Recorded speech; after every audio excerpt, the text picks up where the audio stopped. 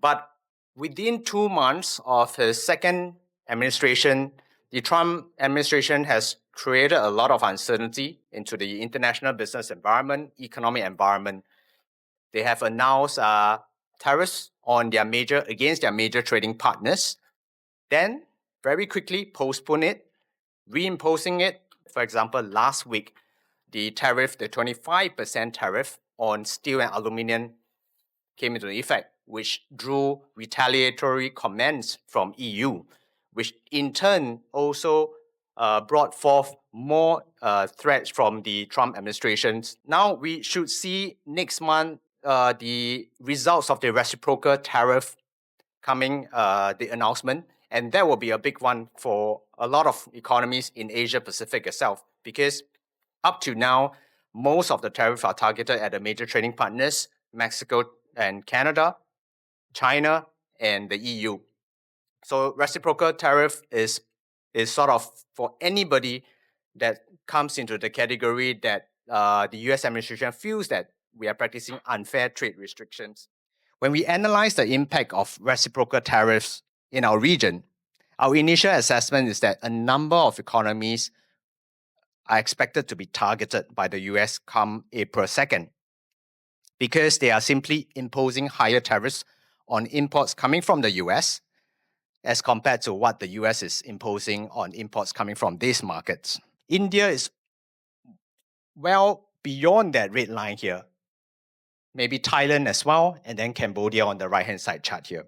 And which is why India is speaking to the media. Some of the news reports say that they are interested to cut tariffs coming from the US in the sectors like chemicals, cars, electronics, medical devices, and pharmaceutical, because they are trying to conclude a bilateral trade agreement with the US. The US was a champion of free trade. They advocate on reducing trade barriers. If all the tariff announcement comes into effect, we done our calculation, we think that the average tariff rate will jump up to 18.2%. So that will be the highest since the interwar period in the 1930s. So for Canada and China, they have actually already imposed the countermeasures. And we think that China has a lot more in its tank to do more countermeasures if the US raise its tariff rates beyond that 20%. This year, we are expecting global growth to still be less synchronized. Our region will still be one of the strongest. The US economy is expected to slow to a little under 2%. The Euro area economy should not see much of a pick up. It will see a better growth rate. That's simply because last year was not really that great. So I would say 3 themes characterize the global economic outlook that you should think about. The first one is on increased divergence because of the post-COVID normalization momentum that has ended.